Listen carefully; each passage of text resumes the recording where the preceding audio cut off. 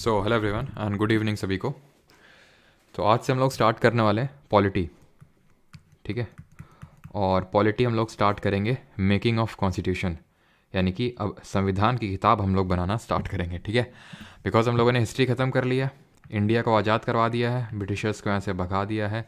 अब हम अपना कॉन्स्टिट्यूशन खुद बनाएंगे। यही तो हमारी डिमांड थी कि पूर्ण स्वराज दो, यानी हमें कंप्लीट इंडिपेंडेंस दो और हम खुद कॉन्स्टिट्यूशन बनाएंगे खुद के लिए। क्योंकि साइमन कमीशन आया था, जरा बताइए जल्दी से कब आया था। तब इस समय सेक्रेटरी हुआ करता था बर्किनहेड, और बर्किनहेड ने चैलेंज दिया था इंडिया को कि इंडिया तो खुद का कॉन्स्टिट्यूशन बना ही नहीं सकते हैं। तब नेहरू रिपोर्ट सामने आई थी, अगर आपको याद हो। नेहरू रिपोर्ट जवाहरलाल नेहरू के जो पिताश्री थे यानी मोतीलाल नेहरू, उनके चेयरमैनशिप में एक कमेटी बनी थी और उसने एक रिपोर्ट तैयार की थी in response to Simon commission. और इसके रेस्पॉन्स पे जिन्ना ने कुछ दिया था, जरा बताइए वो क्या दिया था। तो साइमन कमीशन 1928 में आया था और जिन्ना ने अपने 14 पॉइंट्स दिए थे। तो एक्चुअली हमारी डिमांड बहुत पहले से ही कॉन्स्टिट्यूंट मतलब कॉन्स्टिट्यूशन में आने की स्टार्ट हो चुकी थी। अगर हम बात करें कि कब से स्टार्ट हो चुकी थी, तो 1934 1934 से ही सबसे पहली बार डिमांड रखी गई थी, डिमांड फॉर कॉन्स्टिट्यूएंट असेंबली, यानी संविधान सभा के लिए, ठीक है। डिमांड फॉर कॉन्स्टिट्यूएंट असेंबली यानी संविधान सभा के लिए सबसे पहली जो बार डिमांड है वो 1934 में रखी गई थी। और ये किसने रखी थी? एम.एन. रॉय, मनींद्र नाथ रॉय। कमेंट में आप बताएंगे कि एम.एन. रॉय ने कौन सी पार्टी फॉर्म करी थी। अब मैं आपके एक बार कमेंट्स चेक कर लेता हूँ।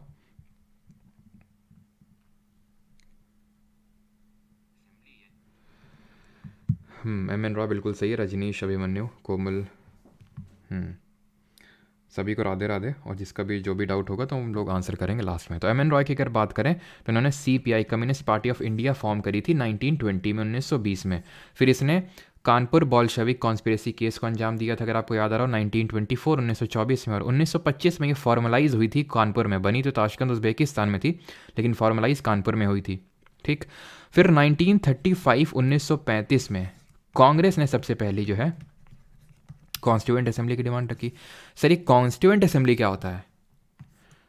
ये है संविधान सभा, यानी वो असेंबली जो संविधान को बनाएगी, संविधान सभा।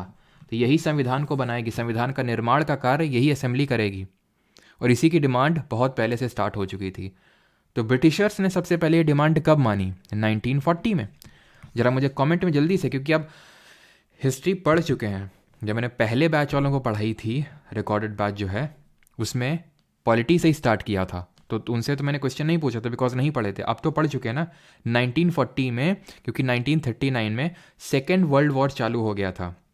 तो इंडियंस का सपोर्ट लेने के लिए ब्रिटिशर्स ने ऑगस्ट ऑफर दिया, एक लॉलीपॉप एक तरह से दिया। और ये ऑगस्ट ऑफर किसने दिया? The then viceroy Linlithgow, ठीक है। लिनलिथगो ने ऑफर फेंक के मारा, लेकिन इसको हमने रिजेक्ट कर दिया बिकॉज इसमें डोमिनियन स्टेटस देने की बात कही गई थी, जो डोमिनियन स्टेटस हम पहले ही छोड़ चुके थे।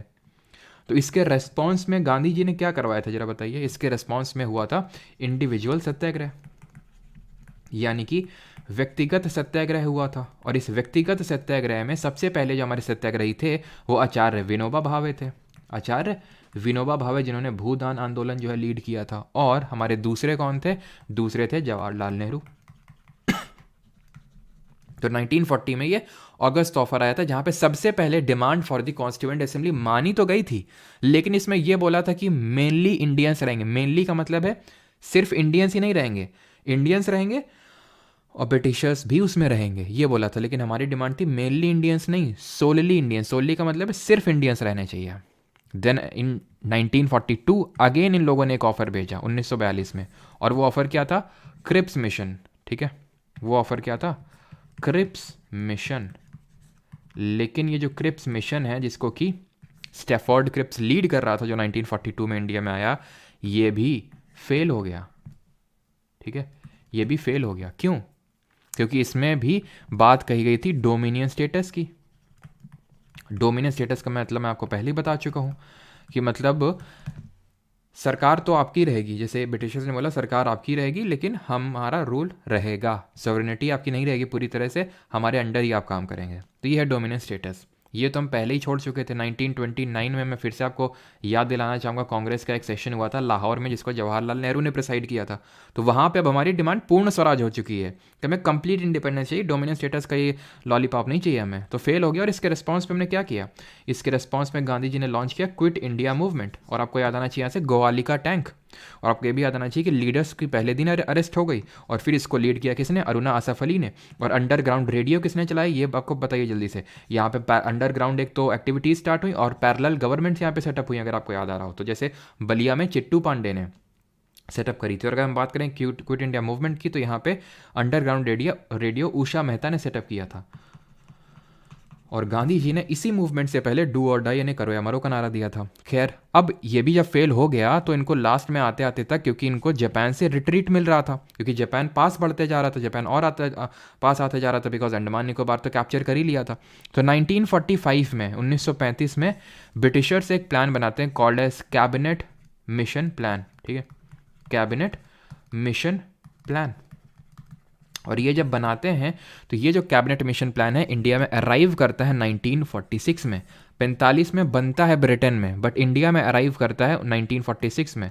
What it is, cabinet mission plan.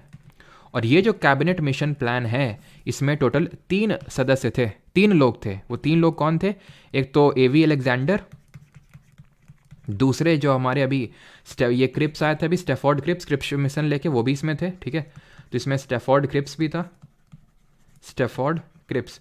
और इस बीच हम लोगों ने ये भी देखा था, जैसे 1945 में एक वेवेल प्लान आया था।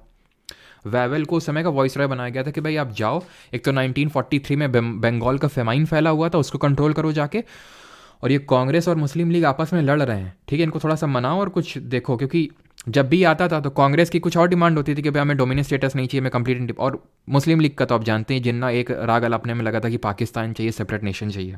ठीक है, तो उसके लिए वेवेल को भेजा गया, तो वेवेल प्लान इन 1945।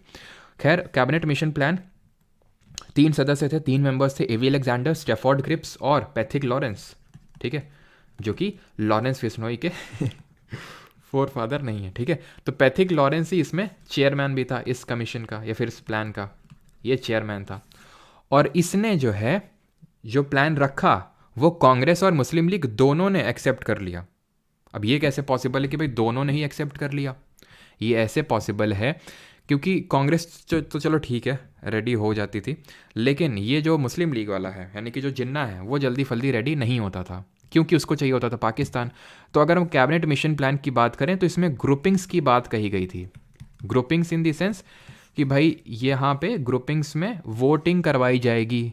ठीक है, और उस हिसाब से ये पार्ट अलग हो जाएंगे। तो मतलब ये ग्रुपिंग करवाई जाएगी कि भाई आपको इंडिया में रहना है कि अलग होना है। तो जिन्ना को लगा भाई यहाँ पे तो मुस्लिम मेजॉरिटी है, ठीक है, और आराम से हम इसको अलग कर लेंगे।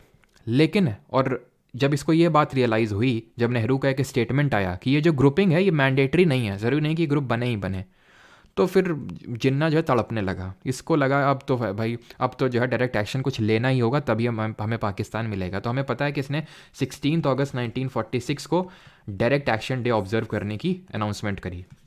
ठीक है, जहाँ पे कितनी सारी किलिंग्स हुई हमें पता है, डायरेक्ट एक्शन डे, जिसको कि हम कैलकाटा किलिंग्स के नाम से भी जानते हैं। हमने देखा था जैसे नोआख अली जो कि कैलकाटा में पड़ता है, जो जहाँ पे बहुत ज़्यादा डेथ्स हुई है कि नहीं, जो उस समय के बंगाल में था। और गांधी जी जब 1947 में हमारा देश आज़ाद हुआ था 15 अगस्त को, वो नोआख अली में ही थे। Is that clear? यहाँ तक आई होप सभी को चीज़ें क्लियर होंगी।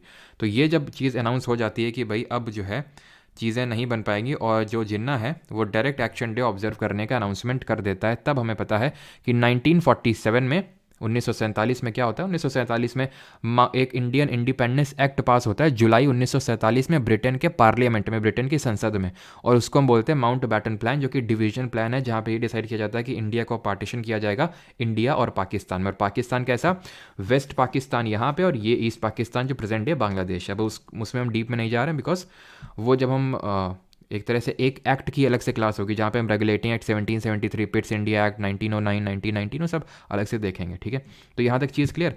अब ये जो कैबिनेट मिशन प्लान था इसमें कुछ इस तरह से चीज़ें थी कि भाई टोटल 389 सीट पे चुनाव होंगे। ये किस चीज़ की सीट है?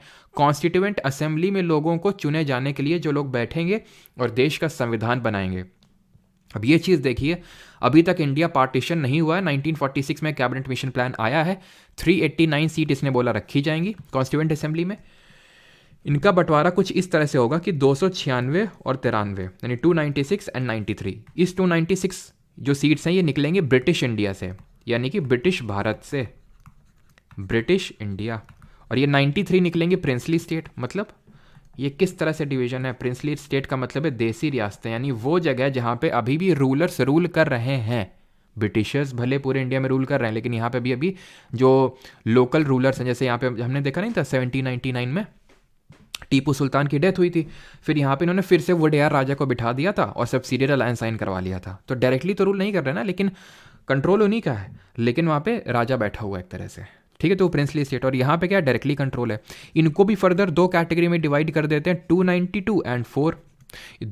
ये 292 है आपकी गवर्नर्स प्रोविंस, यानी कि गवर्नर की प्रांत हैं ये, ठीक है। गवर्नर्स प्रोविंस गवर्नर की प्रांत हैं ये, ठीक है। और अगर हम 4 बात करें, चीफ कमिश्नर की प्रांत है, यानी that is chief commissioners province, chief commissioners province. Is that clear? यहां तक सीट का बंटवारा किस तरह से हुआ था। अब होते हैं चुनाव, लेकिन चुनाव करवाने से पहले हम ये जान लेते हैं कि जो सीटों का बंटवारा हुआ था ये किस हिसाब से हुआ था। देखिए, यहां से जो ब्रिटिश भारत से जो लोग चुन के आने थे वो इलेक्शन होगा। यहाँ पे क्या होगा? इलेक्टेड होंगे यहाँ पे, मतलब इलेक्शन होगा। और इलेक्शन ऐसा नहीं कि डायरेक्टली लोग इसमें पार्टिसिपेट करेंगे, नहीं, ये इनडायरेक्ट इलेक्शन था, यानी कि अप्रत्यक्ष चुनाव था। अप्रत्यक्ष का मतलब है कि लोग डायरेक्टली वोट नहीं करेंगे। वहाँ पे जो असेंबलीज हुआ करती थी, जैसे हम लोग नहीं पढ़ते थे कि प्रोविंशियल ऑटोनॉमी, यानी प्रोविंसेस को, प्रोविंशियल सब्जेक्ट को फर्दर 2 कैटेगरी में डिवाइड कर दिया, उसको डायरकी द्वय शासन बोलते हैं। तो हर मतलब ये है कि हर प्रांत में एक काउंसिल बनी हुई है। ऐसे आज आप देखो तो हर राज्य में ना, यूपी में, एमपी में एक लेजिस्लेटिव असेंबली है, विधानसभा है, और 6 राज्य ऐसे हैं जहाँ विधान परिषद है, वो हम पॉलिटी में ही पढ़ेंगे। तो ऐसे ही उस समय हुआ करते थे, तो वो लोग चुन के भेजते थे। आप इसको आज के राज्यसभा से कंपेयर कर सकते हो।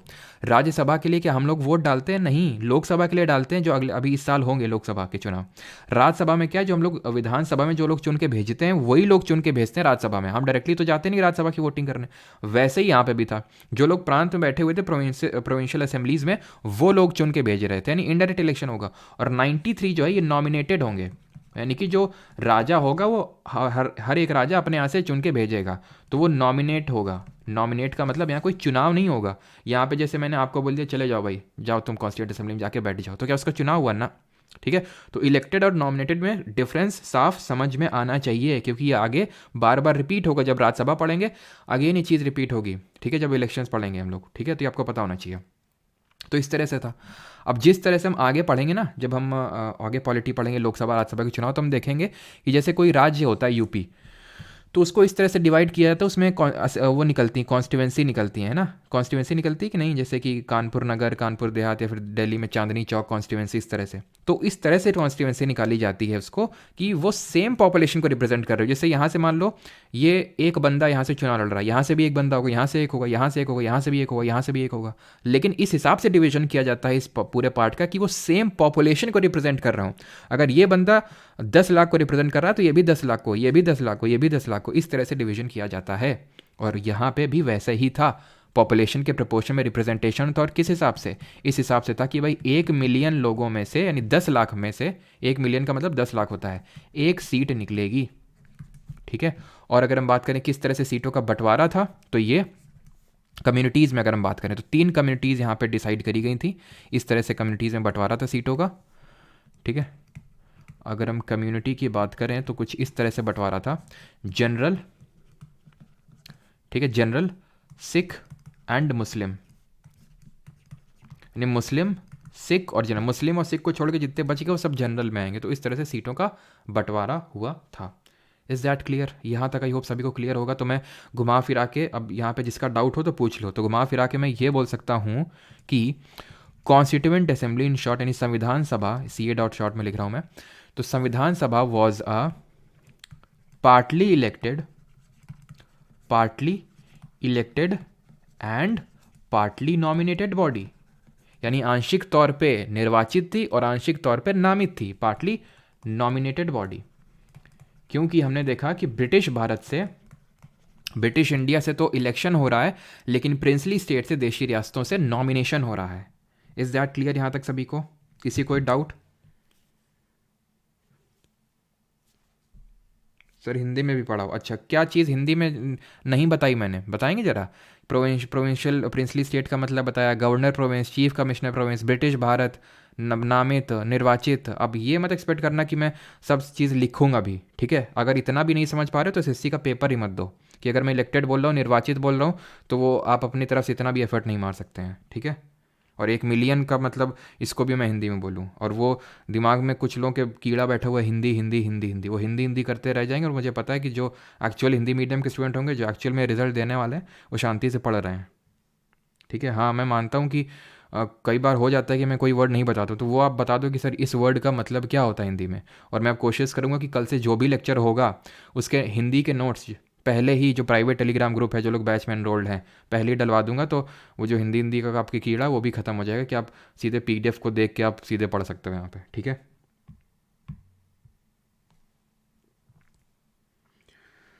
और वो ये मुझे भी पता है कि अभी मतलब क्योंकि आज पहली क्लास है ना, तो पहली पता नहीं होता ना, जैसे नई नई दुल्हन का शौक होता है पहली पहली, तो वैसे ही अभी नई नई क्लास में कुछ लोगों को शौक होता है कि आज देखते हैं क्या होगा, फिर धीरे धीरे कम होंगे।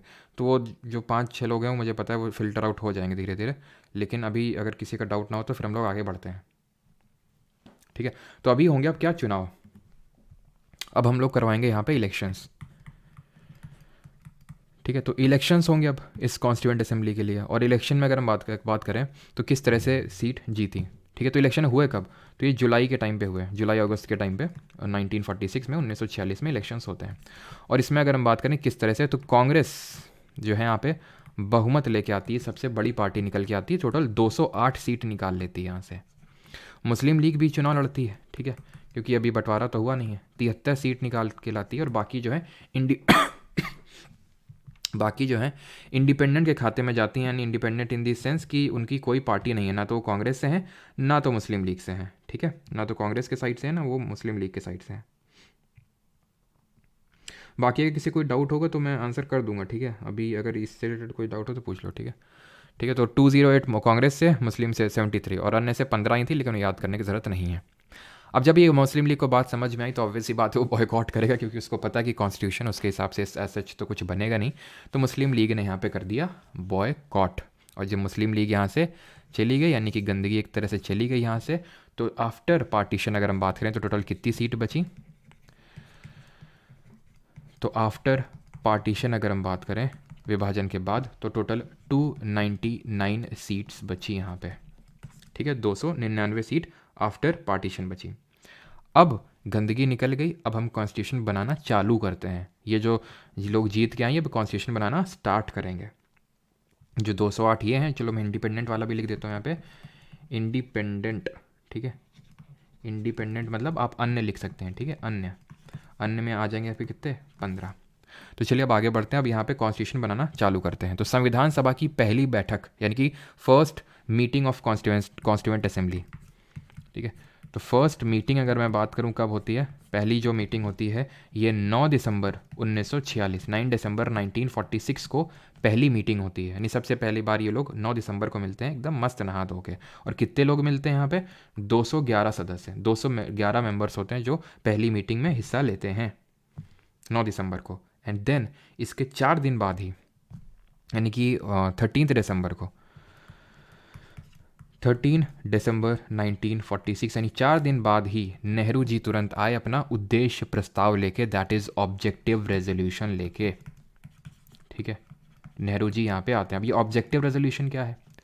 ऑब्जेक्टिव रेजोल्यूशन एक तरह से नेहरू जी का ये कहना था कि जब हम संविधान बनाना स्टार्ट करें उससे पहले सब लोग ये मिलकर डिसाइड कर लें कि हमारे ऑब्जेक्टिव्स क्या हैं, हमें किस डायरेक्शन में जाना है, हमें अपने देश को, संविधान को क्या रूपरेखा देनी है, ये डिसाइड कर लें।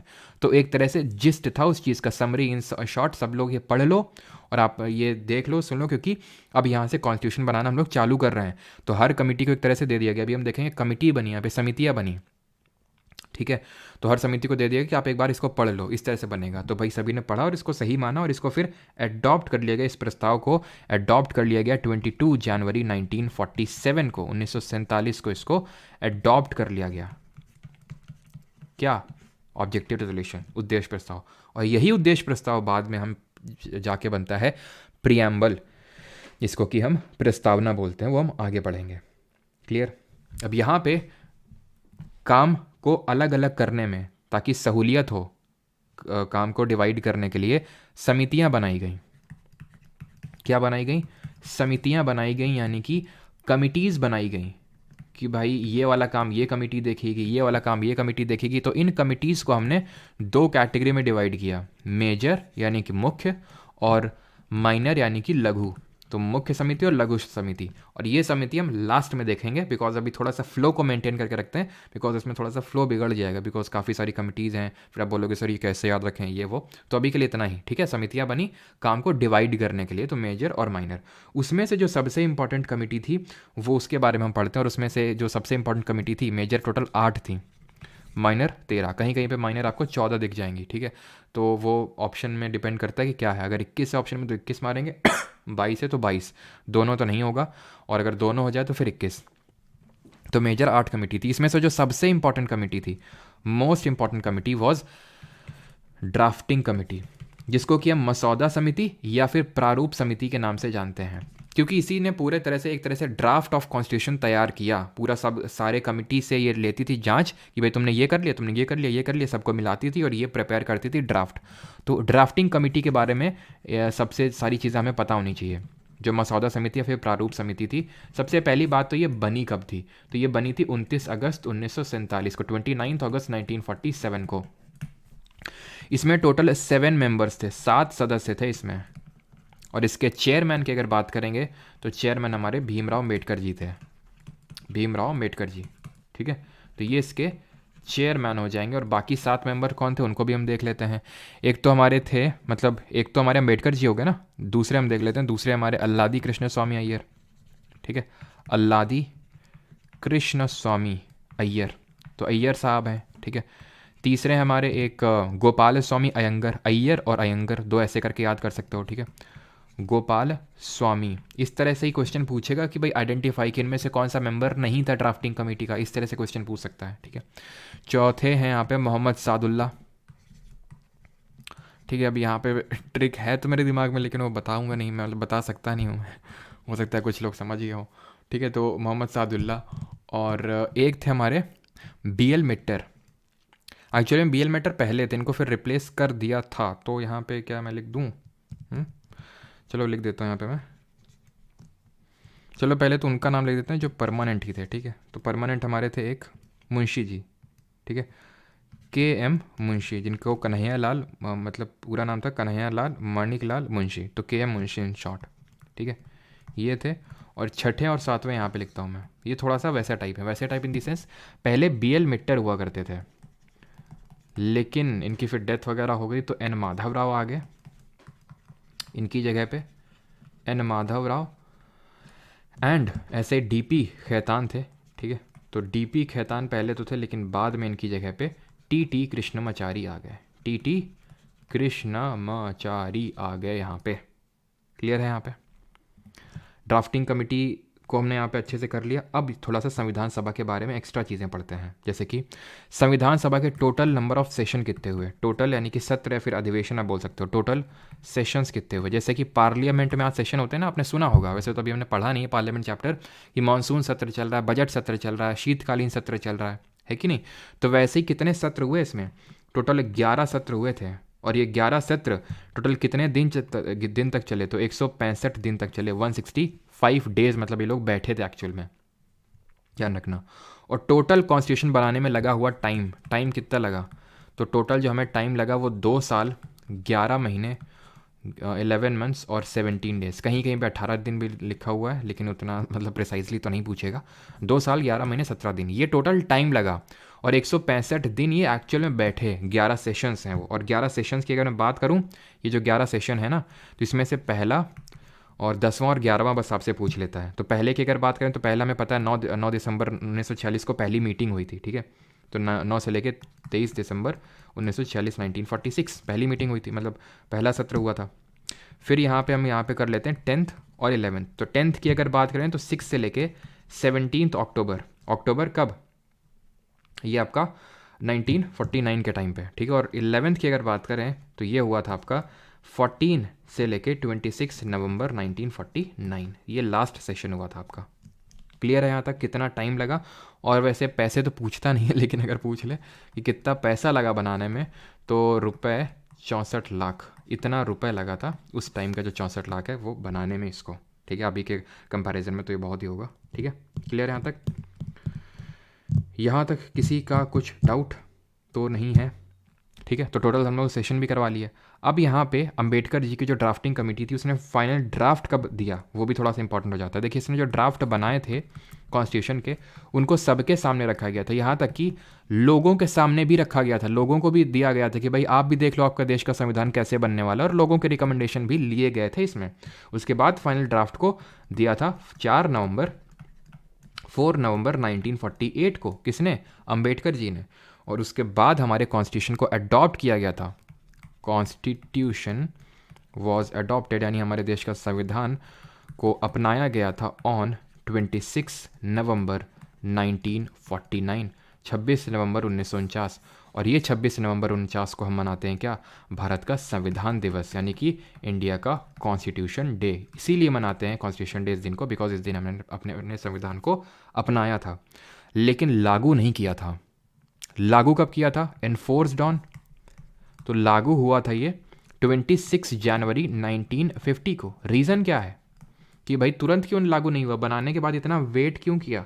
क्योंकि लागू करने जा ही रहे थे तो तुरंत यहाँ पे हमारे नेहरू जी आए और दौड़ते हुए बोले कि मतलब क्या भूल गए आप लोग हैं? लाहौर के सेशन में हम लोगों ने 26 जनवरी 1930 को अपना पहला स्वतंत्र दिवस मनाया था, तो वो दिन हमारे लिए कितना इंपॉर्टेंट है, आप कैसे भूल सकते हैं उस दिन को? थोड़ा तो याद करिए। तो इस तरह से जब वो थोड़ा सा इमोशनल कर दिए उनको सभी लोगों को कॉन्स्टिट्यूंट असेंबली के, तो बोले कि हाँ बात तो सही है नेहरू जी की।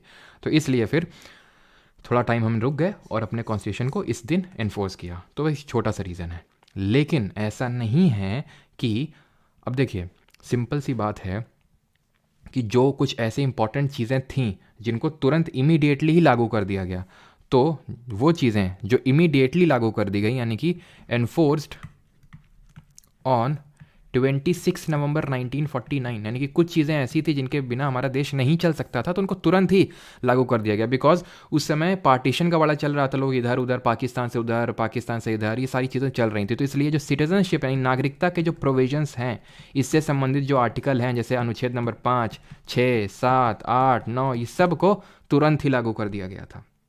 क्लियर? जो चुनाव संबंधी यानी कि जो इलेक्शन से रिलेटेड चुनाव से संबंधित प्रोविजंस थे उनको तुरंत लागू कर दिया गया, जैसे 324, 325, 26 से तुरंत ही लागू कर दिए गए।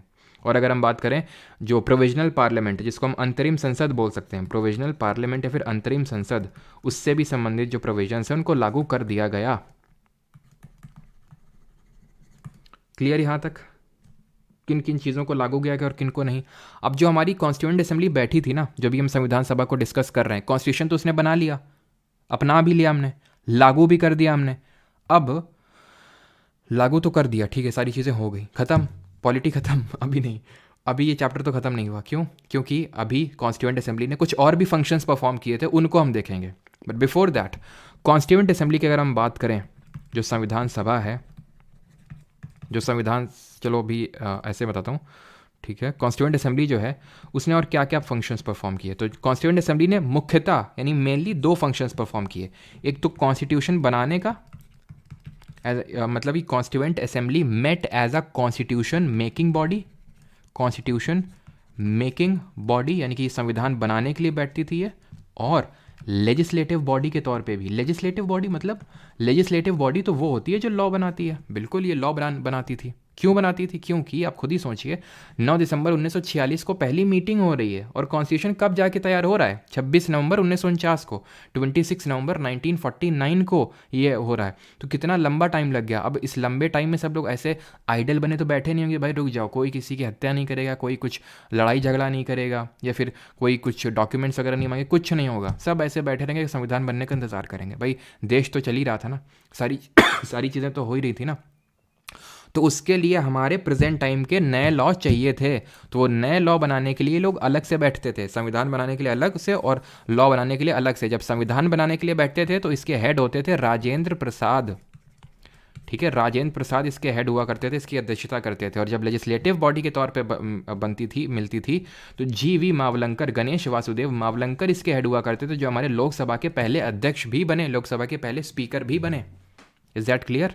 और ये चीज़ ध्यान रखना कि जो हमारा संविधान ये बन के तैयार हुआ, इसमें कितने अनुच्छेद वगैरह थे, तो टोटल 395 आर्टिकल्स यानी कि 395 अनुच्छेद थे, 8 अनुसूची यानी 8 शेड्यूल थे, ठीक है, 8 शेड्यूल्स, 22 भाग थे, 22 पार्ट्स थे।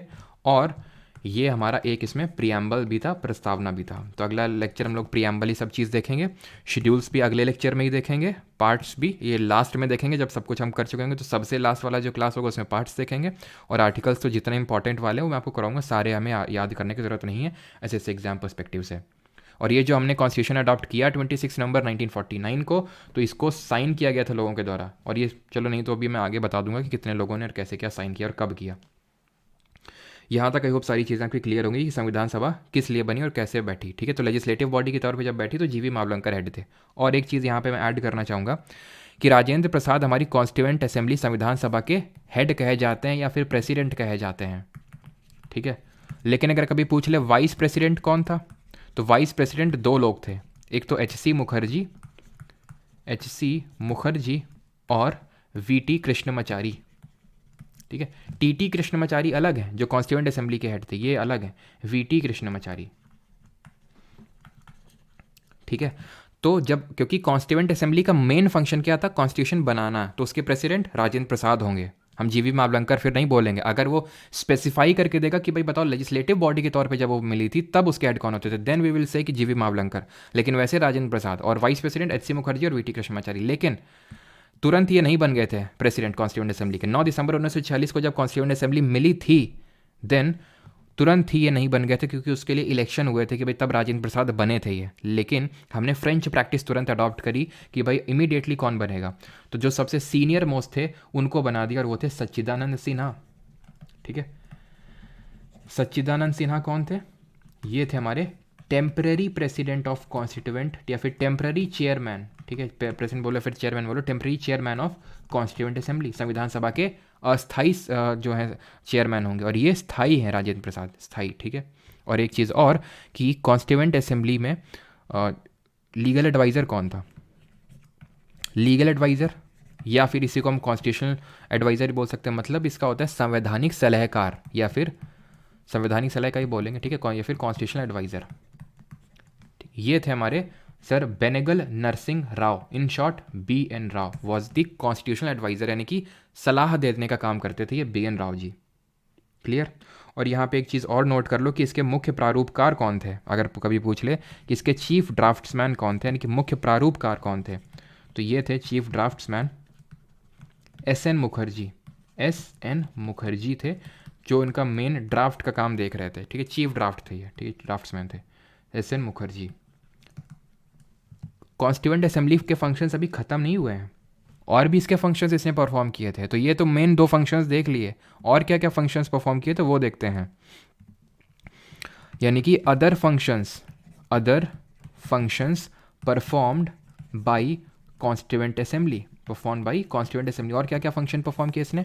पहला, इसने नेशनल फ्लैग को अडॉप्ट किया, राष्ट्रीय जो ध्वज था उसको अडॉप्ट किया इसने, नेशनल फ्लैग अडॉप्ट किया। और क्या किया इसने? नेशनल एंथम अडॉप्ट किया। ठीक है, नेशनल एंथम को बाद में लिखते हैं, पहले कॉमनवेल्थ की मेंबरशिप लिख लेते हैं ताकि ऑर्डर में हो सारी चीज़ें, है ना। तो अगर आप भूल भी जाएं तो भी आपके दिमाग में रिलेट करके आप कर सकें। तो कॉमनवेल्थ की मेंबरशिप को रेटिफाई किया। अभी कॉमनवेल्थ क्या है? तो वो देश जहाँ पे ब्रिटिशर्स ने रूल किया है, जैसे ऑस्ट्रेलिया में ब्रिटिशर्स ने रूल किया है, ठीक है, कनाडा में भी रूल किया है, तो इसलिए सारे देश कॉमनवेल्थ का पार्ट हैं। ठीक है, थर्ड की अगर बात करें तो नेशनल एंथम हमने कब अडॉप्ट किया, यानी कि जो राष्ट्रगान है हमारा। और फोर्थ, कल इसको लेके इसको इससे रिलेटेड आपको एक मीम भी देखने को मिलेगा इंस्टाग्राम पे कल, ठीक है। और नेशनल फ्लैग, ठीक है, नेशनल एंथम, सॉरी फ्लैग तो हो गया ना, नेशनल एंथम, नेशनल सॉन्ग कब हमने अडॉप्ट किया? अब ध्यान से यहाँ पे चीज़ें देखिए। नेशनल फ्लैग तो हमने अडॉप्ट किया 22 जुलाई को 1947, 1947। 22 जनवरी 1947 को, 22 जनवरी 1947 को हमने ऑब्जेक्टिव रेजोल्यूशन, उद्देश्य प्रस्ताव को अपनाया, ठीक है। और 22 जुलाई 1947 को हमने अपना राष्ट्रीय ध्वज अपनाया। कॉमनवेल्थ की मेंबरशिप को रैटिफाई किया। रैटिफाई का मतलब है कि उसको एक तरह से, रैटिफाई का मतलब है कि हमने उसको अप्रूव कर दिया मई 1949। मतलब कॉन्स्टिट्यूएंट असेंबली ने बोला ठीक है हम कॉमनवेल्थ के पार्ट हैं। ऐसा जैसे कि अगर अभी हम चाहें तो कॉमनवेल्थ के ग्रुप से हट सकते हैं, ऐसा कोई हम पे लिमिटेशन नहीं है कि ब्रिटिशर ने लगा के रखा है लिमिटेशन कि नहीं तुम्हें कॉमनवेल्थ का पार्ट बनना पड़ेगा, तुम्हें कॉमनवेल्थ गेम्स खेलने ही पड़ेंगे, ऐसा कुछ नहीं है, ठीक है। वी आर सॉवरेन, ठीक है, हम संप्रभुत्व है हमारे यहाँ पे देश में, तो वो हमने रैटिफाई किया अपनी मर्जी से, ना कि ज़बरदस्ती। नेशनल एंथम और नेशनल सॉन्ग की अगर बात करें तो 24 जनवरी 1950, 24 जनवरी 1950 को ये काम किया गया था, लेकिन 24 जनवरी 1950 को और भी कुछ काम हुए थे। और आई होप ये पता होगा सभी को नेशनल एंथम और सॉन्ग में क्या डिफरेंस है। एंथम मतलब जन गण मन और सॉन्ग मतलब वंदे मातरम। जरा बता दीजिए कमेंट में दोनों किसने कंपोज किए थे। तो 24 जो जनवरी 1950 है ये इंपॉर्टेंट डेट है। क्यों? क्योंकि इसी दिन संविधान सभा में यानी कि कॉन्स्टिट्यूएंट असेंबली में 284 people signed the constitution। 284 people signed the constitution और इसमें से 15 महिलाएं थीं, 15 वर विमेन, तो 15 महिलाएं थीं। इसी दिन ही कॉन्स्टिट्यूएंट असेंबली ने elected Rajendra Prasad as the first president of India. तो प्रेसिडेंट के हम इलेक्शंस देखेंगे तो वो इलेक्शन राजेंद्र प्रसाद के लिए नहीं हुआ था, ठीक है। तो Rajendra Prasad was elected as first. और हाँ, कल मतलब आज वाले लेक्चर में जो PY की सीरीज़ हुआ था मैंने गलती से वाइस प्रेसिडेंट की लिस्ट की जगह प्रेसिडेंट वाली लिस्ट बता दी थी, ठीक है। तो देश के पहले प्रेसिडेंट राजेंद्र प्रसाद, लेकिन देश के पहले वाइस प्रेसिडेंट S राधाकृष्णन, ठीक है। तो फर्स्ट प्रेसिडेंट ऑफ इंडिया जो है कॉन्स्टिट्यूएंट असेंबली ने इनको डिक्लेयर किया था 24 जनवरी 1950 को। ये भी आपको पता होना चाहिए। एंड ये चीज़ ध्यान रखना कि लास्ट सिटिंग भी हमारी इसी दिन हुई थी कॉन्स्टिट्यूएंट असेंबली की। लास्ट सिटिंग मतलब इसके बाद कैसा क्या हुआ? इसके बाद एक्चुअली ऐसा नहीं कि कॉन्स्टिट्यूएंट असेंबली डिसॉल्व हो गई। एक्चुअली में हमारे देश में पहले चुनाव, आम चुनाव 1951-52 में हुए।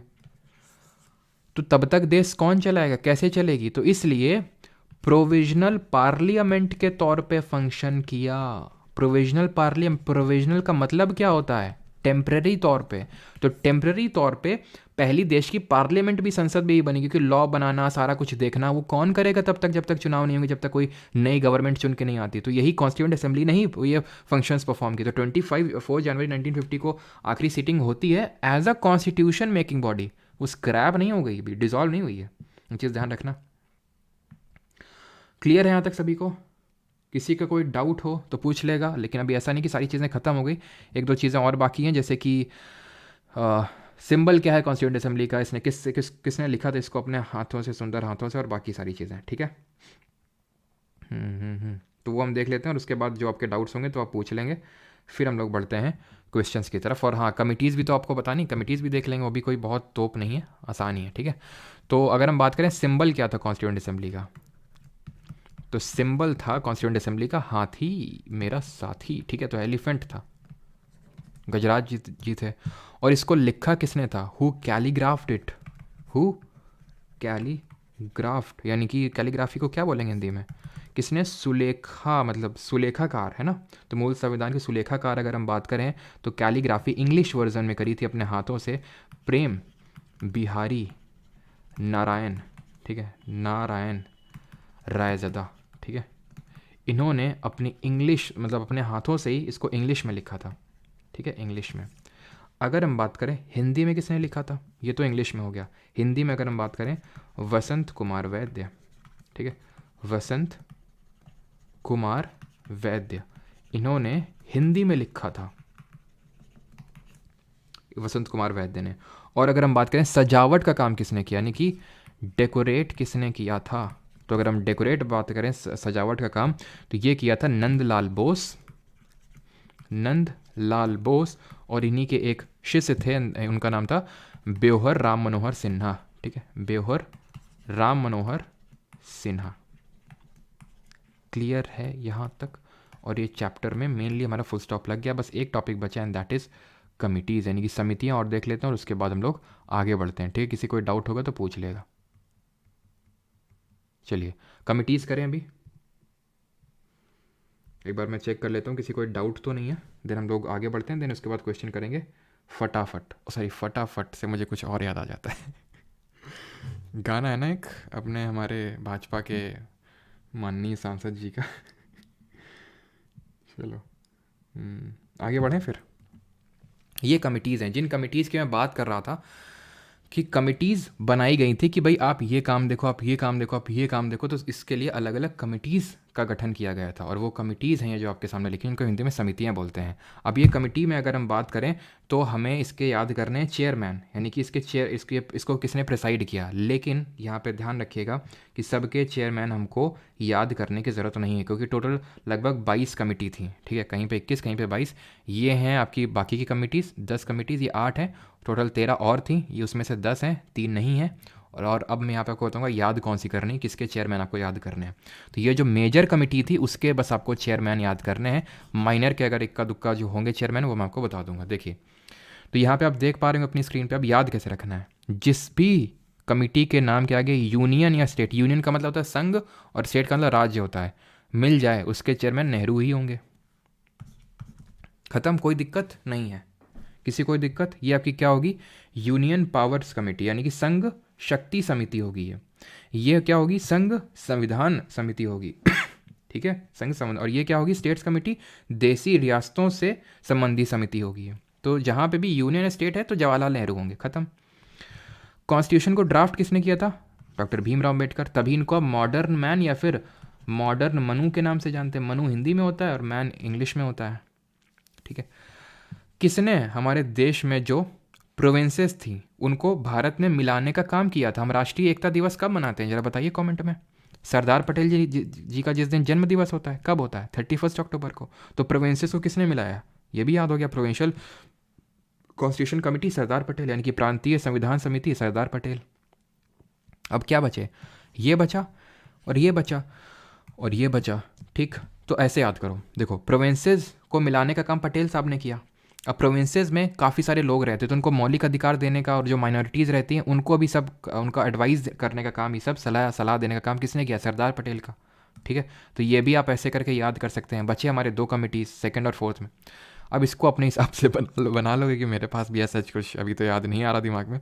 रूल्स ऑफ प्रोसीजर और स्टीयरिंग कमेटी, तो अगर बात करें, एक तो नियम प्रक्रिया हो जाएगी। ठीक है, इसको हिंदी में बोलेंगे नियम प्रक्रिया समिति, और ये हो जाएगी संचालन समिति। ठीक है, तो नियमों का संचालन ऐसे कर लो कि नियमों का संचालन कौन करता था, यानी कि रूल्स को स्टीयर कौन करता था, राजेंद्र प्रसाद जी करते थे। तो ये सारे आपको इस तरह से 8 याद हो जाएंगे। एकदम रट्टा मारने की भी ज़रूरत नहीं, क्योंकि अगर आपको थोड़ा सा भी इस तरह से रिलेट कर लिया, वहाँ पे एक क्वेश्चन आएगा, आप आराम से कर पाओगे, बिकॉज आंसर आपकी आंखों के सामने ही है 4 ऑप्शंस में।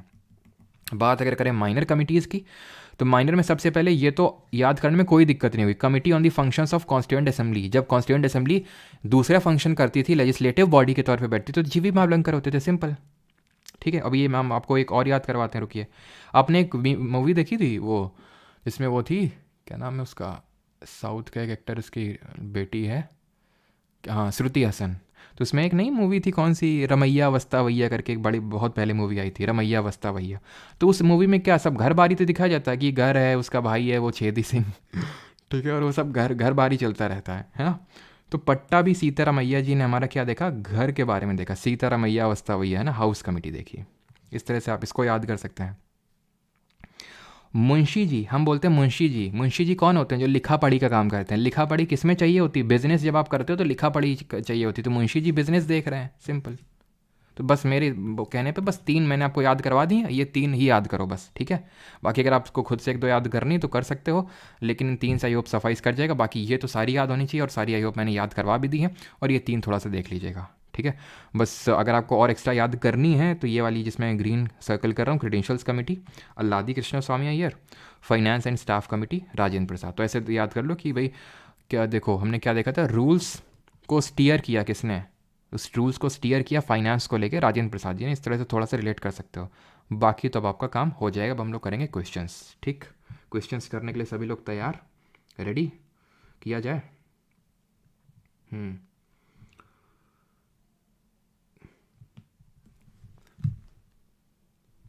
क्या डाउट पूछ रहे हैं भाई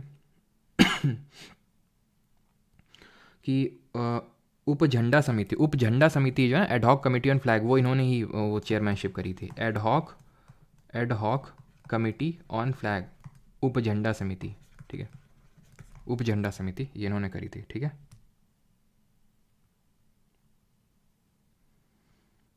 ट्रिक बता दिया करें। अच्छा पार्थ जी, अभी हम क्या कर रहे थे? ट्रिक नहीं बता रहे हैं आपको, ये रिलेट करके ट्रिक तुम या तो वो मत समझा करो कि एकदम हम एक लाइन लिखेंगे फिर उससे सारे याद हो जाएंगे। हर चीज़ के लिए एक ही ट्रिक नहीं लगती है, ठीक है। अब जैसे मान लो कि हाउस कमेटी, तो हाउस से आपको याद आएगा कि हाँ घर और ये रमैया वस्ता वैया इस तरह से। और ये मैंने बता दिया कि यूनियन जिसके आगे है, फिर स्टेट जिसके आगे है, तो वो नेहरू जी होंगे, ठीक है। और प्रोविंसेस को मिलाने का काम किसने किया? पटेल साहब ने किया, ठीक है। ड्राफ्टिंग कमेटी, ये इसके लिए भी ट्रिक चाहिए तो फिर दिक्कत की बात है। ड्राफ्टिंग कमेटी तो रट जानी चाहिए, अंबेडकर जी। अभी इतना हम लोगों ने ड्राफ्टिंग कमेटी के सारे मेंबर्स भी किए हैं, ठीक है। चलिए आगे बढ़ते हैं। सर लाइव सेशन कब होगा? लाइव सेशन कब होगा मतलब? लाइव ही तो हो रहा है।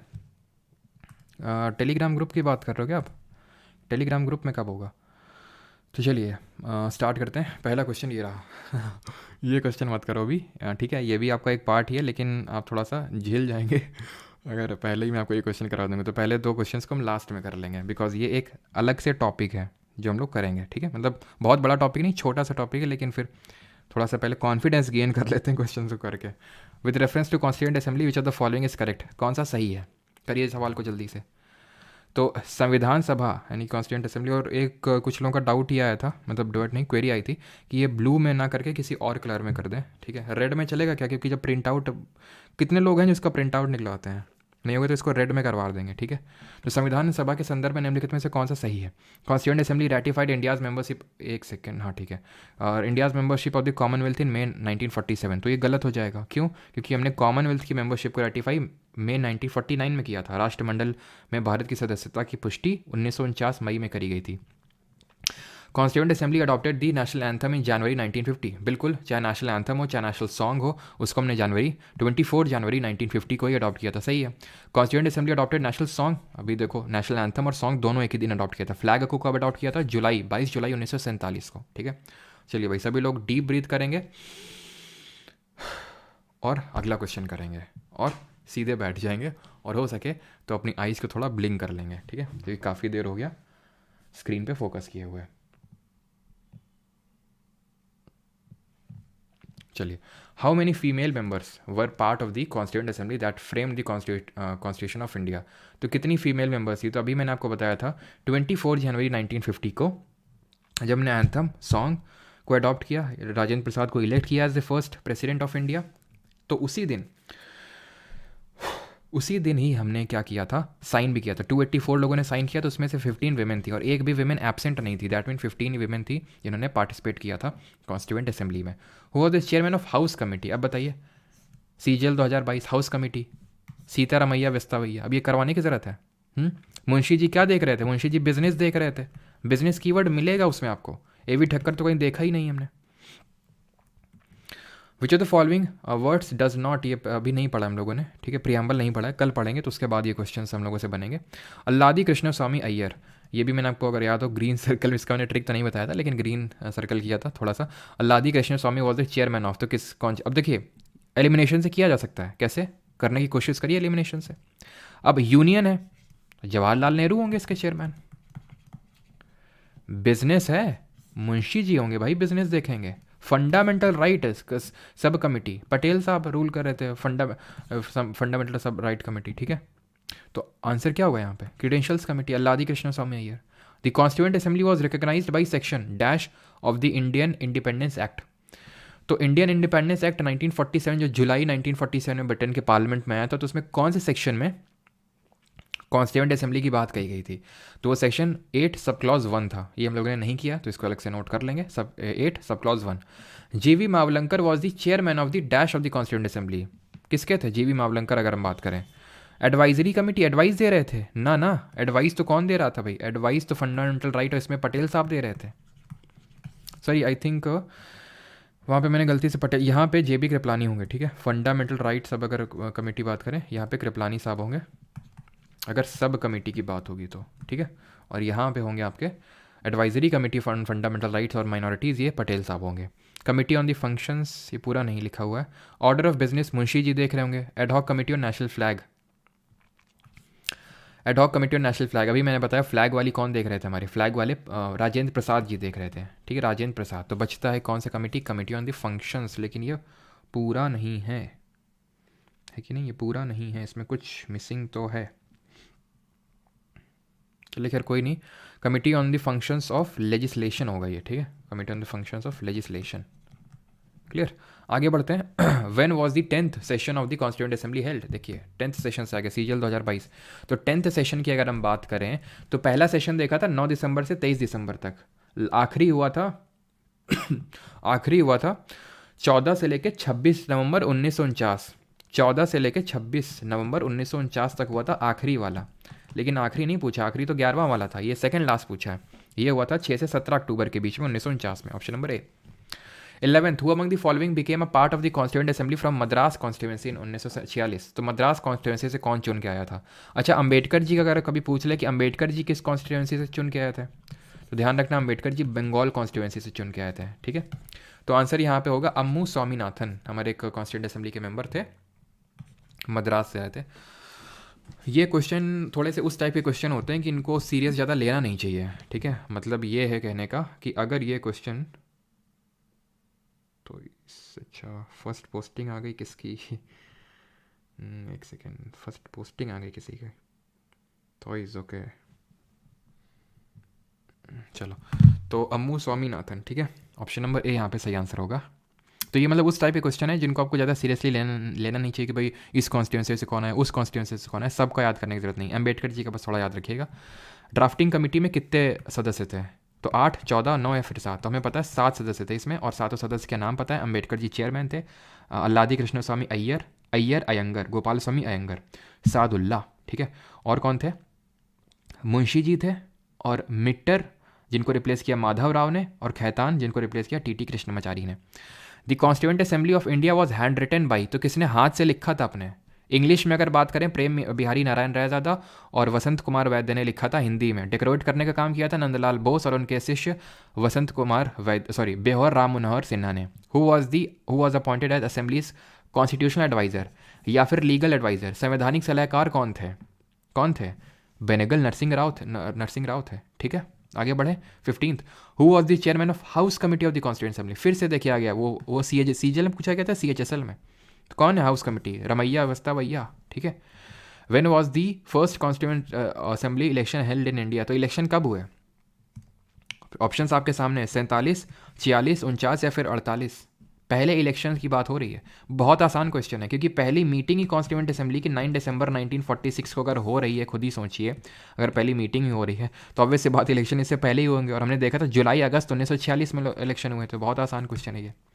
17th, in 1946 who among the following was made the interim president of the Indian Constituent Assembly, यानी interim president, यानी कि interim का मतलब ये है कि हमने देखा था टेम्पररी प्रेसिडेंट, टेम्पररी चेयरमैन कौन थे? सच्चिदानंद सिन्हा। फ्रेंच प्रैक्टिस अडॉप्ट करते हुए उन्हें सबसे सीनियर मोस्ट को बनाया, बट उसके बाद परमानेंट बने थे डॉक्टर राजेंद्र प्रसाद,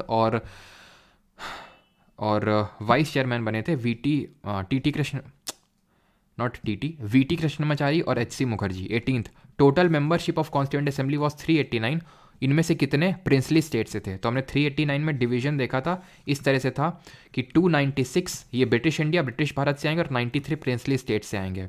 तो आंसर ऑप्शन नंबर डी होगा। इसका फर्दर डिवीजन था 292 from chief governors province and 4 from chief commissioner province.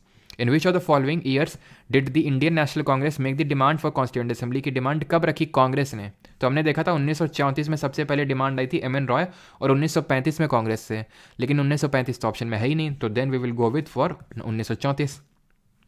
लेकिन है तो 1935, लेकिन अब ऑप्शन में नहीं है, तो हम 34 के साथ जाएंगे जो सबसे नियरेस्ट होगा। 20th, in which year did Motilal Nehru who was the chairman and 8 other Congress leaders draft a constitution for India? बताइए जल्दी से, कितना आसान है। अभी हम लोगों ने शुरुआत में ही देखा था कि भाई साइमन कमीशन के रिस्पॉन्स में, है ना, कि साइमन कमीशन और बर्किनहेड का जो चैलेंज दिया था बर्किनहेड ने, उसके चैलेंज में ये हमने किया था 1928 में, 1928 में। इसके रेस्पॉन्स में जिन्ना ने अपने 14 पॉइंट्स दिए थे, और कांग्रेस से भी पहले दिल्ली प्रपोजल्स दे चुकी थी। कौन? मुस्लिम लीग। दिल्ली प्रपोजल्स और दिल्ली मैनिफेस्टो में अंतर समझना। दिल्ली मैनिफेस्टो याद आ रहा है आपको? वो मैनिफेस्टो था जहाँ पे कांग्रेस वाले अपनी डिमांड लेके इरविन के पास गए थे, जो उस समय वॉइस रहा था, और इरविन ने इग्नोर कर दिया था। और फिर गांधी जी ने क्या बोला? रुक, अभी तेरे को बताता हूँ मैं। याद आ रहा है? फिर गांधी जी ने 11 डिमांड्स रखी थी अपनी। Sir how can it be accessed in recorded version? Abhishek Kumar ji, ये मतलब पेड बैच की वीडियोज़ हैं, ठीक है, ये फ्री स्ट्रीम होती है लाइव यूट्यूब पे, और रिकॉर्डेड जो क्लासेस हैं और जो हैंड रिटन नोट्स हैं वो एप्लीकेशन पे रहती हूँ, मैं लास्ट में आपको बता दूंगा, ठीक है। अभी क्वेश्चंस कर लेते हैं। वो among the following was not a part of the constituent assembly. कौन? हिस्सा नहीं था संविधान सभा का। पटेल साहब देखा हमने, फंडामेंटल राइट्स वाली कमेटी हेड कर रहे थे, प्रोविंशियल कमेटी हेड कर रहे थे। नेहरू जी यूनियन कितनी states committee, union powers committee, union constitution committee head कर रहे थे। Ambedkar ji drafting committee. महात्मा गांधी को कहीं हमने देखा कॉन्स्टिट्यूएंट असेंबली में? नहीं देखा। क्यों? क्योंकि इनकी डेथ हो गई थी 1947 में ही थी, लेकिन ये कॉन्स्टिट्यूएंट असेंबली में पार्टिसिपेट ही नहीं किए थे बिल्कुल भी। वैसे तो 9 दिसंबर 1946 को ही पहले मीटिंग हो गई थी, लेकिन महात्मा गांधी उसका हिस्सा नहीं थे। 22 when did the first meeting of constituent assembly take place? पहली मीटिंग कब हुई थी? कितना आसान है, 9 दिसंबर 1946 को पहली मीटिंग हुई थी, और उसके 4 दिन बाद ही 13 दिसंबर 1946 को ऑब्जेक्टिव रेजोल्यूशन पास कर दिया था, उद्देश्य प्रस्ताव नेहरू जी ने, और 22 जनवरी 1947 को, यानी कि कुछ ही दिन बाद, उसको अडॉप्ट कर लिया गया था, है ना। और फिर 29 अगस्त 1947 को ड्राफ्टिंग कमेटी बनी थी, मसौदा समिति। 23वां, the members of the constituent assembly signed the constitution of India on. तो कॉन्स्टिट्यूशन में साइन कब किए? ये डेट तो हमने पढ़ी नहीं कहीं पे। हमने क्या क्या डेट्स पढ़ी हैं? 26 नवंबर 1949 अडॉप्ट किया, 26 जनवरी 1950 एनफोर्स किया, लागू किया, ठीक है। 22 जुलाई 1947 फ्लैग अडॉप्ट किया, 24 जनवरी 1950 एंथम सॉन्ग अडॉप्ट किया, मई 1949 कॉमनवेल्थ की मेंबरशिप ली। ये डेट तो हमने पढ़ी नहीं, ना पहली वाली ना ये वाली, ठीक है। आंसर यहाँ पे ये होगा, अगर आपको याद आ रहा हो, इसी दिन हमने साइन किया था, और उसमें से 15 हमारी फीमेल थी, विमेन थी। The first health minister of independent India was. तो पहले आम चुनाव देश के 1951-52 में हुए थे, 1951 और 52 में हुए थे।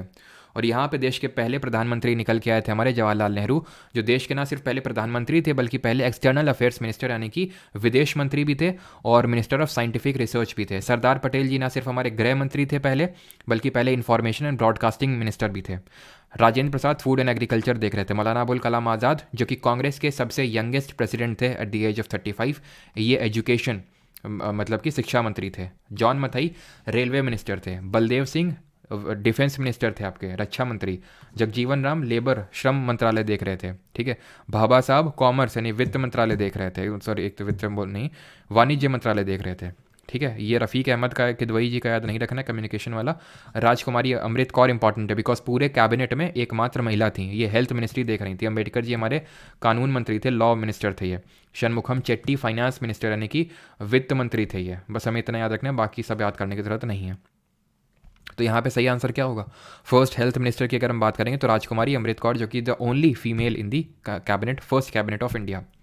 विच ऑफ द फॉलोइंग एक्ट, तो ये भी हम लोगों ने एक्ट पढ़े नहीं है, लेकिन फिर भी आप इसको आंसर कर सकते हैं, बिकॉज जो हम लोगों ने हिस्ट्री में पढ़ा है उसके बेसिस पे, कि निम्नलिखित में से किस अधिनियम ने विधानमंडल में संघीय विशेषताओं और प्रांतीय स्वायत्ता की शुरुआत की और केंद्र और प्रांतों के बीच विधायी शक्तियों का वितरण का भी प्रावधान किया? तो हमने देखा था प्रोविंशियल ऑटोनॉमी किस में आई थी? पहली बात तो डायरकी आई थी प्रोविंसेस में, यानी द्वैध शासन लागू हुआ था प्रांतों में 1919 का जो गवर्नमेंट ऑफ इंडिया एक्ट आया था, मॉन्टेग्यू चेल्मस्फोर्ड रिफॉर्म्स, और इसका पलट कर, और बाई कैमरल लेजिस्लेचर आया था सेंटर में 1919 के थ्रू। प्रोविंसेस में डायरकी और सेंटर में बाई कैमरल लेजिस्लेचर, और 1935 में एकदम पलट दिया गया। यहाँ पे प्रोविंसेस से डायरकी खत्म करके उनको ऑटोनॉमी दे दी, स्वायत्ता दे दी, और प्रोविंसेस में बाई कैमरल लेजिस्लेचर कर दिया। सारे में नहीं, 6 आउट ऑफ 11 में। तो आंसर क्या होगा यहाँ पे? आंसर होगा यहाँ पे प्रोविंशियल ऑटोनॉमी। अगर पूछ रहा है तो 1935 इसको आप कर सकते हैं, ठीक है, हिस्ट्री के बेसिस पे। वैसे तो आगे एक अलग से क्लास होगी एक्ट पे, सबसे आखिरी में, वो भी उसमें भी देखेंगे हम लोग। Constitution of India adopted many institutional details and procedures from the, हमने ये तो कल करेंगे क्वेश्चन, ठीक है, सोर्सेज ऑफ में। तो चलिए 2-3 क्वेश्चन और देख लेते हैं, फिर जो शुरुआती 2 क्वेश्चन है ना फेडरेशन वाले, वो हम देखते हैं फिर। विद रेफरेंस टू, तो 30 तक क्वेश्चन करेंगे, उसके आगे आपका अगर होंगे तो होमवर्क होगा। With reference to constituent assembly which of the following is correct, because बार बार वही क्वेश्चन रिपीट हो रहे हैं जो हम लोग कर चुके हैं। तो अगर हम पहले की बात करें, the constituent assembly ratified India's membership of the Commonwealth में 1947 नहीं 1949 में हुआ था ये। Constituent assembly adopted the national anthem on January 1950। बिल्कुल बात सही है, एंथम हो चाहे सॉन्ग हो 24 जनवरी 1950 को अडॉप्ट किया था। ये आई थिंक रिपीटेड क्वेश्चन है ना, ये हम लोग अभी करेंगे नहीं, ठीक है। ये आंसर तो इसका फ्रेंच कॉन्स्टिट्यूशन होगा, लेकिन कल देखेंगे इसको। कैबिनेट मिशन कब आया था भारत, बताइए, 1946 में आया था, ठीक है। एवी अलेक्जेंडर, स्टैफोर्ड क्रिप्स और पैथिक लॉरेंस चेयरमैन था। And the last question for the day is ये भी अभी हम लोगों ने किया नहीं है, ठीक है। एक ये वाला क्वेश्चन, हाँ। अब यहाँ से फेडरेशन थोड़ा सा चीज़ें चालू करते हैं, अब यहाँ से थोड़ी नई चीज़ें चालू होंगी, ऐसा नहीं कि वो, ठीक है। सर आपका बैच लेना था जीके का, कोई नंबर अभी दे देंगे विकास, बस थोड़ा सा 5-10 मिनट और पढ़ लो बस, ठीक है। मैक्सिमम ये क्लास 10 मिनट तक और चलेगी मैक्सिमम, तो ये हम पहले देख लेते हैं, उसके बाद ठीक है नंबर सब आपको मिल जाएगा जहाँ पे आप चीज़ें कॉन्टैक्ट कर सकते हैं। देखिए, इंडियन फेडरल सिस्टम को बार्गेनिंग फेडरलिज्म किसने बोला था, ये बोला था मॉरिस जॉन्स ने। इंडियन फेडरलिज्म को कोऑपरेटिव फेडरलिज्म किसने बोला था, यानी सहकारी संघवाद किसने बोला था, कोऑपरेटिव। अब ध्यान से सुनते रहना यहाँ पे, ठीक है। कोऑपरेटिव फेडरलिज्म, ध्यान से बहुत एकदम फोकस अपना, जितना भी फोकस अब लगा दो, बस आखिरी है ये कोऑपरेटिव, नहीं तो फिर समझ नहीं आएगा। ग्रेनविल ऑस्टिन, ये वाला क्वेश्चन लोग जनरली छोड़ के आते हैं ये, ठीक है, लेकिन आप सही करके आओगे इसको। कोऑपरेटिव फेडरलिज्म ग्रेनविल ऑस्टिन ने बोला था, और क्वाज़ाई फेडरल बोला था, क्वाज़ाई फेडरल यानी कि अल्पसंघवाद, इसको हिंदी में बोलते हैं अल्पसंघवाद, ये बोला था इसने केसी वेरे ने। केसी वेरे, अब ये है क्या क्वाजी फेडरल? पहले तो फेडरल का मतलब समझें। फेडरल का मतलब पता है क्या होता है? फेडरलिज्म संघवाद का मतलब होता है कि शक्तियों का बंटवारा, डिस्ट्रीब्यूशन ऑफ पावर्स, किसके बीच में? सेंटर और स्टेट्स के बीच में। एक सेंटर होता है और बहुत सारे हमारे स्टेट होते हैं, तो इनके बीच में जो पावर्स का बंटवारा होता है उसको फेडरलिज्म बोलते हैं।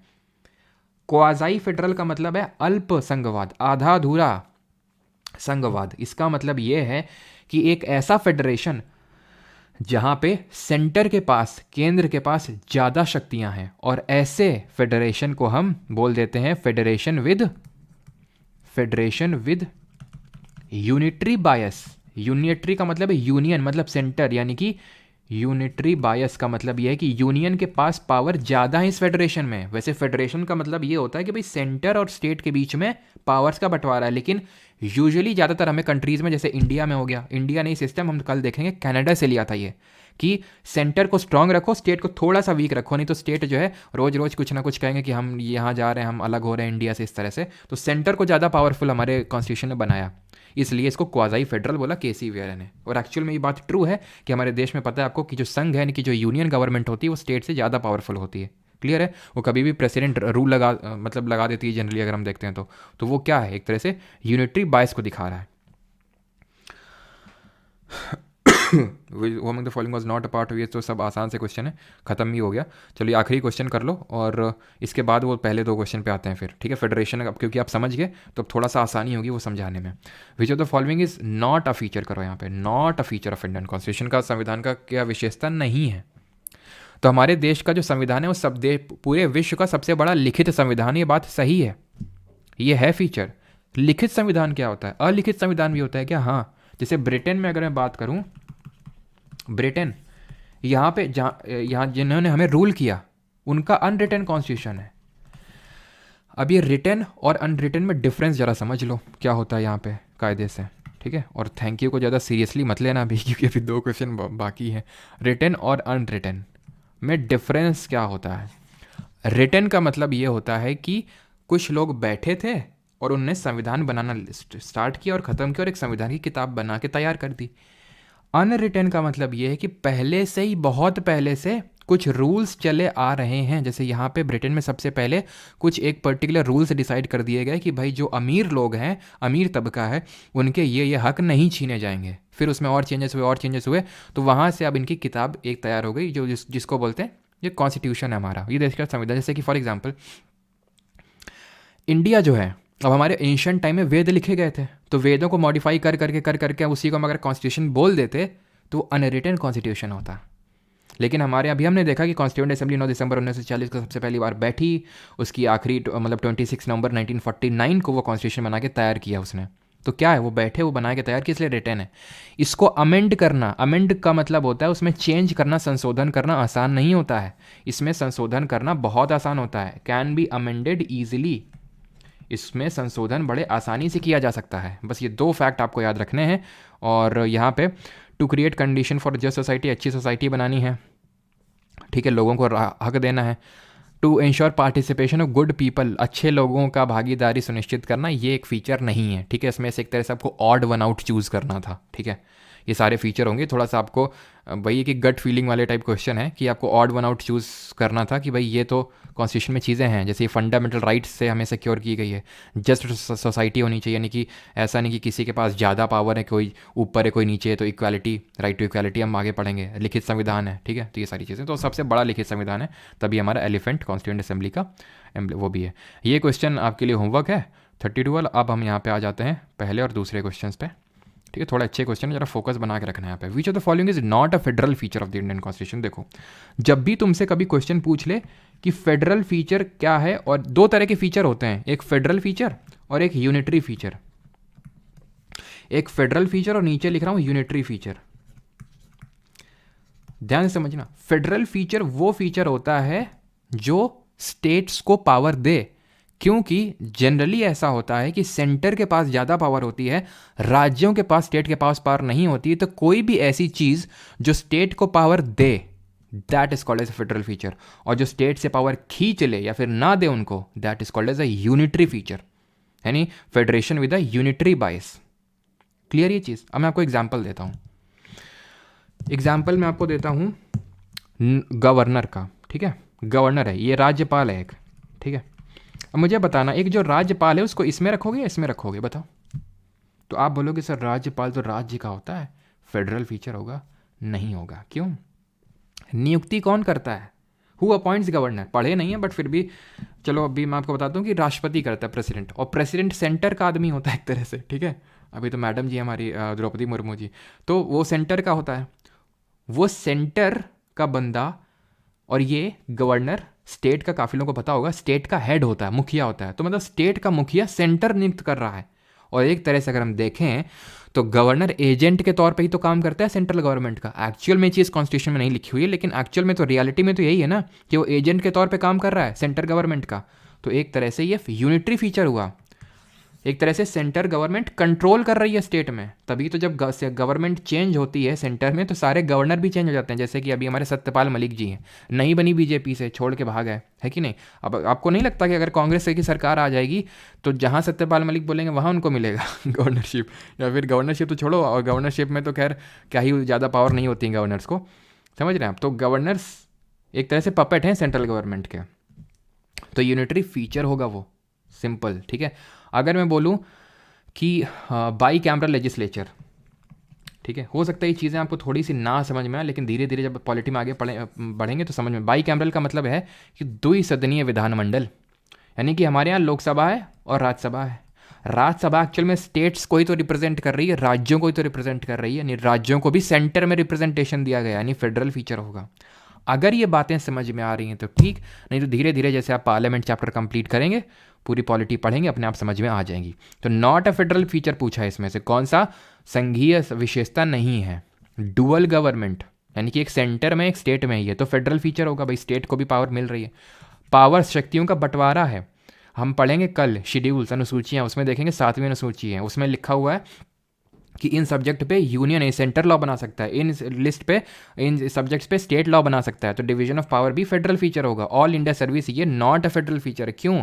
ऑल इंडिया सर्विस में 3 आती हैं, आईएएस यानी Indian administrative service, IPS Indian police service, और आईएफओएस इंडियन फॉरेन नहीं फॉरेस्ट सर्विस। ये 3 है ऑल इंडिया सर्विस। इनकी नियुक्ति ये सब कुछ कौन करता है? UPSC, union public service commission, यानी कि जो हमारा department of personal and training है, वो सब कुछ इनका करता है। मतलब सेंटर गवर्नमेंट का ही कंट्रोल है इन पे। लेकिन नियुक्ति कहाँ पे होती है इनकी? राज्यों में इनकी नियुक्ति होती है। तो यानी 4 राज्यों में रहें, लेकिन कंट्रोल किसके हाथ में है? ट्रांसफर वगैरह सब। ये मतलब कंट्रोल एक तरह से ओवरऑल कंट्रोल देखें तो यूनियन गवर्नमेंट के पास है। तो ऑल इंडिया सर्विसेज जो कि हमारे अनुच्छेद नंबर 312 में दी हुई है, ये एक यूनिटरी फीचर है। हमारा लिखित संविधान है, लिखित संविधान ये फेडरल फीचर कैसे हुआ? क्योंकि लिखित संविधान का मतलब है कि जिसको अमेंड करना आसान नहीं है। अमेंड करना है तो आपको बड़ी मुश्किल लगेगी। तो सेंटर गवर्नमेंट ही तो अमेंडमेंट कर सकती है, ये अभी हमने पढ़ा नहीं लेकिन आपको बता रहा हूँ, सेंटर गवर्नमेंट ही यानी कि पार्लियामेंट ही हमारा अमेंडमेंट करता है। तो अगर रिटर्न नहीं होगा तो तुरंत अमेंड करता रहेगा और अपने पास और पावर खींचता रहेगा। तो ये क्योंकि ये लिखित संविधान है, तो जो हमारे कॉन्स्टिट्यूशन में कर स्टेट्स को पावर दे के गए हैं वो इतनी जल्दी ये सेंटर नहीं छीन सकता है। That is why it is a federal feature. एक और क्वेश्चन, ये तो क्वाज़ी फेडरल वाला तो ये फैक्ट है, अभी हम लोगों ने देखा था कि अल्पसंघवाद किसने बोला था, केसी वेरे ने बोला था। ऑलराइट, और यहाँ पे हमारे क्वेश्चन होते हैं ख़त्म। अगर ये बात समझ में आ गई है तो ठीक है, नहीं तो आगे आपको समझ में आ जाएंगी। और यहाँ पे हमारा सेशन होता है ख़त्म। अब यहाँ पे जो जिन लोगों को डाउट्स थे वो पूछ सकते हैं, सब्जेक्ट रिलेटेड या फिर अदर देन द टॉपिक। तो पहला डाउट तो यही है कि बैच वैच का जो था, तो देखिए ये पेड बैच की वीडियोस है, मैं फ्री इसलिए यहाँ पे स्ट्रीम करता हूँ ताकि किसी को कोई अगर एक टॉपिक पढ़ना है तो उसके लिए वो बैच ना इनरोल करे, यहीं पे पढ़ ले आराम से, ठीक है। और अगर मान लो कि किसी के पास इतने पैसे नहीं है बैच में इनरोल कर सके तो वो यहाँ से पढ़ ले, ठीक है, जल्दी जल्दी नोट्स बना ले और सारी चीज़ें कर ले। और जिन लोगों को मतलब हमेशा के लिए रिकॉर्डिंग्स चाहिए, 100 नोट्स चाहिए और वीकली क्विजेस चाहिए, तो वो परमार अकेडमी ऐप को इंस्टॉल कर सकते हैं। ये अभी सिर्फ एंड्रॉयड में, जो iOS वाले हमारे भाई बहन हैं तो वो अभी मैं उनको एक नंबर दे रहा हूँ, तो वहाँ से उस लिंक को प्राप्त कर सकते हैं। वैसे तो परमार अकेडमी ना सिर्फ ऐप है बल्कि वेबसाइट भी है, उस वेबसाइट का नाम है www.parmaracademy.in। और एक चीज़ जो अभी PDF कोर्स वाला है उसका वो लेकर भी मुझे कुछ आपको बताना है, ठीक है। www.parmaracademy.in ये वेबसाइट है। और नंबर अभी मैं दे देता हूँ जहाँ पे अगर किसी कोई क्वेरी है तो वो नंबर अभी देता हूँ। लेकिन PDF कोर्स स्टार्ट हुआ है, PYQ पार्ट 3 है ना, जो आज से स्टार्ट हुआ है, उसमें एनरोल करने की आपको ज़रूरत नहीं है। जो लोग इस बैच में उनको उसकी PDF एंड नोट्स मिलेंगे, तो उसमें आपको अलग से एनरोल करने की ज़रूरत नहीं है, सब्सक्रिप्शन लेने की ज़रूरत नहीं है। लेकिन मैं अभी आपको एडवाइज नहीं करूँगा, अगर आपका अभी सिलेबस कंप्लीट नहीं हुआ है तो PDF कोर्स यानी कि जो GK PY की सीरीज स्टार्ट हुई उसको आप मत करिएगा अभी। किसको करना है किसको नहीं करना है इसको अलग से मैंने वीडियो बना रखा है। जिसका भाई ऐसा लगता है कि भाई यहाँ 70-80% तो सिलेबस एटलीस्ट हो ही गया है, उसी को करना है। पूरा डिटेल में जानने के लिए उस वीडियो को एक बार देख लीजिएगा, ठीक है। तो निशांत यादव मैंने बताया तो इंग्लिश में लिखा था ये हमारे प्रेम बिहारी नारायण रायजादा ने, और हिंदी में लिखा था वसंत कुमार वैद्य जी ने। पहले इंग्लिश में लिखा गया था। और यहाँ पे मैं नंबर दे देता हूँ, तो नंबर अगर किसी को कोई दिक्कत हो ना तो इस नंबर पे आप कांटेक्ट कर लेना। और प्लीज़ ये मेरा नंबर नहीं है, ठीक है, मैं जेन्युइनली बता रहा हूँ, मेरा नंबर नहीं है। तो इसमें सब्जेक्ट रिलेटेड डाउट मत पूछना। अगर कुछ ऐसा है कि किसी को आईफोन का लिंक चाहिए, मतलब आईफोन में अगर ऐप इंस्टॉल करनी है तो इस नंबर पे आप मैसेज कर देना कि हमें चाहिए, ठीक है, और डिटेल में लिख दे दीजिएगा आप कि हमें ऐसा चाहिए। या फिर किसी का भी कुछ डाउट हो, मतलब डाउट इन द सेंस कि ऐप नहीं चल रहा है, वीडियो नहीं चल रही है, अगर कुछ और है तो ये, लेकिन कोशिश किया करें कि जेन्युइन मतलब भेजा करें कि क्या ये सफिशिएंट है। वो आप यहाँ पे भी पूछ सकते हैं और हाँ बिल्कुल सफिशिएंट है, ठीक है। अब क्या मैं ये आपको आंसर करूँगा, नहीं नहीं नहीं ये सफिशिएंट नहीं है, अभी कुछ और भी होगा, ठीक है। तो मैं आपको वैसे कम्युनिकेट कर देता हूँ अगर कुछ और ऐसा होता भी है तो, है ना। चलिए भाई, हाँ sir quick revision please. Okay, quick revision भी करवा देते हैं जल्दी से। वैसे रिवीजन ही था यार, ये जो क्वेश्चन कर रहे थे क्या कर रहे थे, रिवीजन ही तो कर रहे थे। लेकिन अब तुमने बोला है तो तुम्हारा दिल रखने के लिए रिवाइज करवा देते हैं, ठीक है। मैं गरीब हूँ, कहाँ से आईफोन कहाँ से आएगा भैया, हम भी गरीब हैं, हमारे पास भी आईफोन नहीं है। तो हमारी भी मदद कर दो फिर, ठीक है, हम भी गरीब हैं। जय श्री राम। 22 जनवरी को चलो, हाँ 22 जनवरी को, हाँ अब 22 जनवरी से रिवीजन स्टार्ट करते हैं। तो 22 जनवरी 1947 को क्या हुआ था, ये हुआ था हमारा ऑब्जेक्टिव रेजोल्यूशन जो नेहरू जी ने प्रेजेंट किया था 13 दिसंबर 1946 को, उसको अडॉप्ट किया था, ठीक है। जब हमारा कॉन्स्टिट्यूशन बना था तो उसमें कितने आर्टिकल थे, 395 अनुच्छेद थे, 8 अनुसूचियाँ यानी शेड्यूल, 22 पार्ट्स एंड एक प्रियम्बल था, ठीक है। और रिवीजन नहीं करना सर, अच्छा नहीं करना क्या, इंडियन कैसा ही क्या, प्लीज़ डोनेट किस में, विकल्प जल्दी होगा, लाइव है ना। अच्छा ओके, डी ने बोले मैं सबसे बड़ा भिखारी हूँ। यहाँ पे अपना गरीबी का प्रदर्शन नहीं करना है भाई, अब हमको लग रही बहुत जोर की भूख, ठीक है, क्योंकि जो है कुछ नहीं खाए आज, समझ। और हाँ एक चीज़ कि कल हो सकता है क्लास ना हो कल, क्योंकि उसका रीज़न ये है कि मेरे नाना जी की 13वीं है। अब मैं वैसे तो श्योर था कि कल क्लास ना होती, कल इसको लेके मैं श्योर था, लेकिन क्योंकि आपको पता है कि ट्रक ड्राइवर्स ने हर जगह जाम कर रखा है, और ख़ासकर जो मतलब मेरे मामा का घर है वो मध्य प्रदेश में, MP में है, तो MP में बहुत ज़्यादा अफेक्टेड है। एक्चुअली UP और MP के बॉर्डर में ही है, लेकिन बहुत अफेक्टेड है वो एरिया, और शायद मैं ना जा पाऊँ कल, शायद, ठीक है। तो इसलिए हो सकता है क्लास हो जाए, अगर मैं ना गया तो 100% होगी, और अगर चला गया मैं तो फिर नहीं होगी। उसको लेके मैं आपको पहले ही बता दूंगा। जाऊँगा तो फिर सुबह ही जाऊँगा। वैसे CDS वाली क्लास लेनी होती है मेरे को 8 बजे, ठीक है, तो 8 बजे मैं क्लास जल्दी से लेके तुरंत भागूंगा फिर। तो वो मैं आपको सुबह ही बता दूंगा अगर ऐसा होगा तो, लेकिन शायद जाने के चांसेस कम हैं क्योंकि पूरा सब ब्लॉक कर रखा है रोड को, इसलिए, है ना, क्योंकि मुरैना, हाँ मुरैना के पास में ही, मतलब पता नहीं मुरैना कितना दूर है वहाँ से। अनुराग सिंह तोमर ने सही बिल्कुल गेस किया है। हाँ, अनुराग सिंह तोमर ने, और एक्चुअली जो मेरे मामा लोग हैं वो तोमर ही हैं। तोमर कास्ट है उनकी।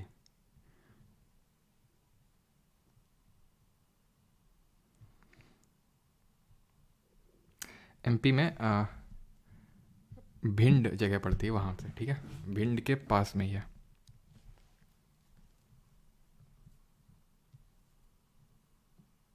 छुट्टी छुट्टी, छोटे बच्चों की तरह खुश हो जाते हो, छुट्टी।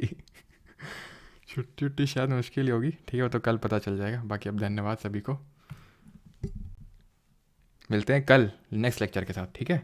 और किसी कोई ख्वाहिश तो नहीं है? Aryan Marathi private Telegram group का लिंक अंदर ही दिया होता है ऐप के अंदर, कोर्सेज सेक्शन में जाओगे ऊपर देखना, ठीक है, ऊपर देखना, वहाँ पे मिल जाएगा लिंक, और उसको ज्वाइन कर लेना। हिंदी मीडियम के मैं नहीं हुए तो पहले कल से पहले ही नोट्स शेयर कर दूंगा, तो पहले ही देख लिया करो, नहीं तो वैसे यहाँ पे मैं वो कर ही देता हूँ, ठीक है। मैं पहले ही मतलब सारी चीज़ें बता देता हूँ आपको। नौशाद आलम इसका तो यार मुझे नहीं पता, ठीक है, डॉक्टर से कंसल्टेशन लो। अच्छा चंदू जी, अब भिंड से ही हो, चलिए भाई, थैंक यू। किसी की अंतिम इच्छा हो तो पूछ सकता है, किसी की, हाँ अंतिम इच्छा है फेस रिवील, अच्छा। अच्छा, नोट्स पैसे पर अवेलेबल, वो तो पॉसिबल नहीं है। और एक चीज़, जो PDF कोर्स है ना, इसमें PDF PYQ सीरीज़ वाली मिलेंगी, लेक्चर की नहीं है, ध्यान रखना, लेक्चर के नोट्स नहीं है इसमें PDF कोर्स में, वो जो GK PYQ सीरीज़ स्टार्ट हुई उसके नोट्स हैं उसमें।